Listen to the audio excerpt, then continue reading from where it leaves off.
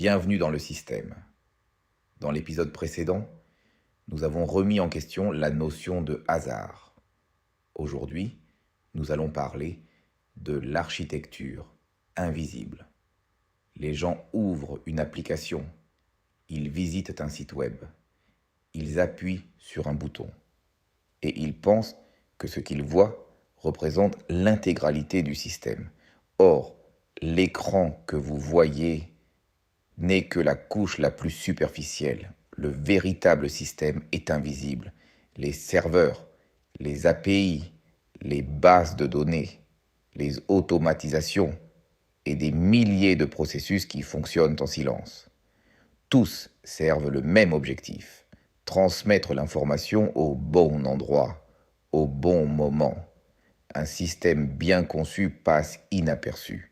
Une automatisation qui fonctionne à la perfection est invisible, car l'utilisateur voit le résultat, pas l'architecture. C'est là que réside la plus grande force du monde de l'open source. Il ne se contente pas de te proposer une interface, il te montre aussi comment le système fonctionne. Pour celui qui comprend, le code n'est pas un logiciel, c'est une façon de penser. Un architecte ne regarde pas l'écran, il observe le flux, il ne se concentre pas sur un nœud, mais sur la relation entre les nœuds. Car la véritable performance ne réside pas dans un seul composant, mais dans l'ensemble du système.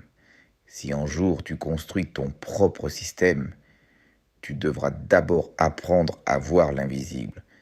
Dans le prochain épisode, nous verrons que les algorithmes ne sont pas seulement des structures qui effectuent des calculs, état du système, actif, protocole 002, terminé, état en fonctionnement.